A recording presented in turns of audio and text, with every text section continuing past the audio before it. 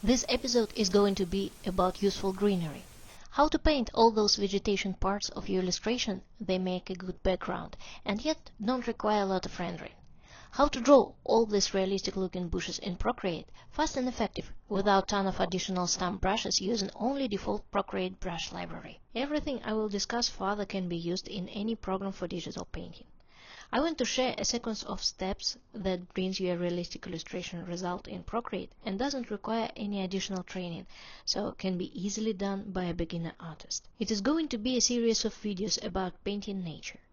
Episodes on clouds, rocks and trees are already on my channel, so don't forget to check them after you will finish with this one. I'm going to use default Tamar brush that can be easily found under the painting section in Procreate brush library.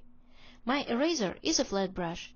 I have chosen this particular brush as it has a mild sand-like texture that is perfect for drawing soil, and soft pencilish flow that is just perfect for free sketchy lines. I love using it for my daily sketches, but you may work with any hard brush of your choice. For example, simple round one and a flat brush are also perfect for the job.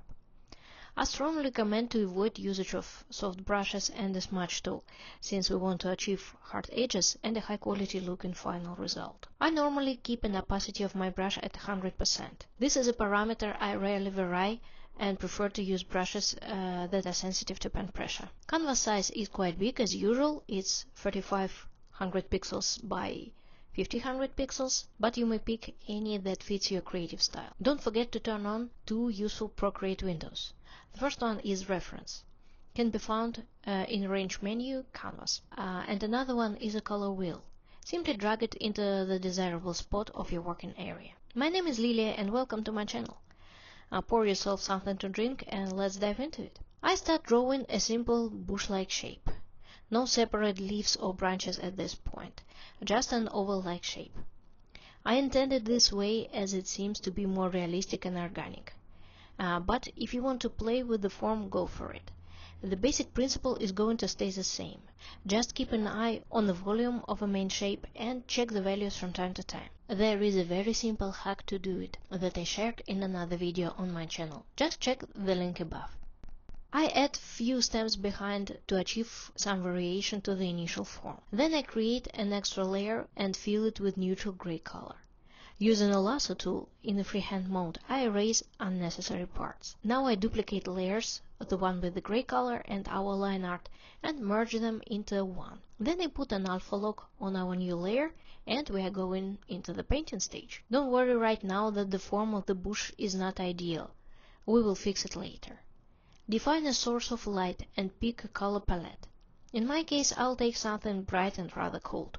I will show you all the colors I will be using in this tutorial by gradually adding them to my palette above the bush. We don't need a lot of colors to gain believable volume, and sometimes additional values will be created by variation of pen pressure on the canvas. So let's start with a simple generic green as a base color and define the darkest areas of the bush.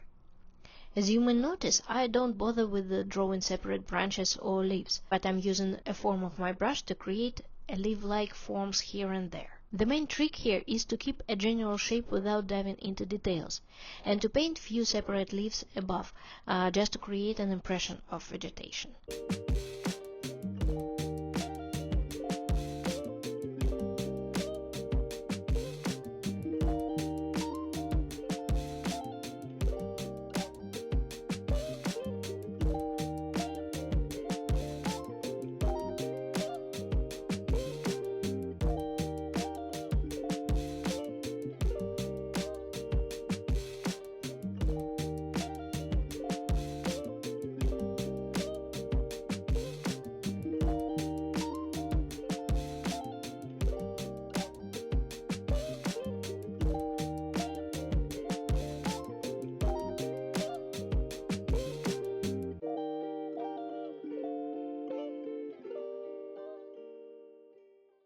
Painting bushes is quite similar to painting a foliage of a tree without a trunk. So basic principle is going to be the same. Do not dive into details until you haven't rendered a general form, and it is correct in terms of values. Then fix the shape and add details.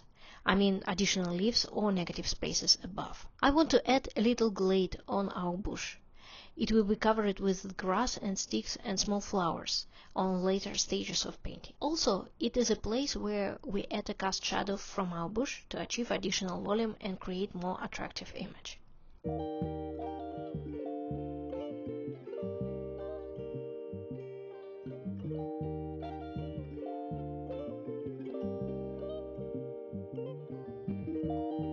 I keep working on volumes within the bush by adding more lighted areas and drawing few branchings here and there.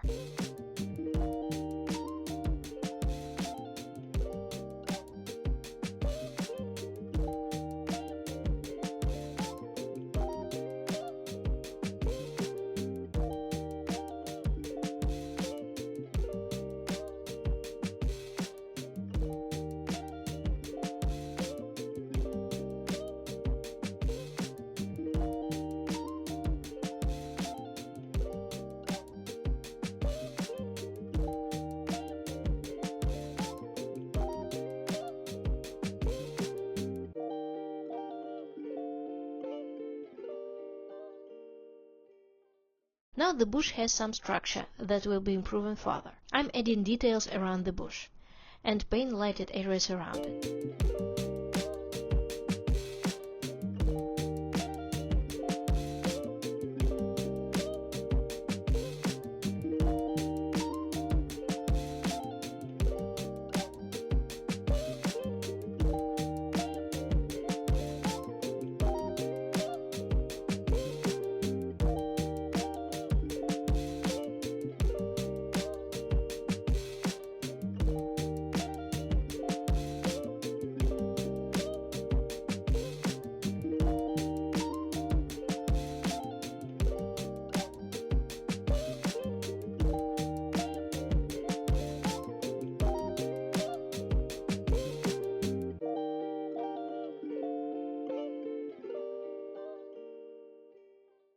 By the end, I clean all the unnecessary areas around the tallest sprouts and upper part of the foliage. From now on, this bush is in the stage where I can dive into details and render them further until I don't get bored by it. If you are looking for more realistic appearance, I suggest to study real-life reference photos.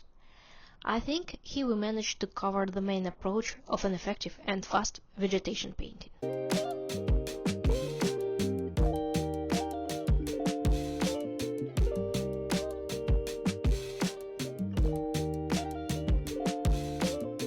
I hope this video was helpful for you and you've learned something new. Stay tuned for more tutorials and time-lapse drawing.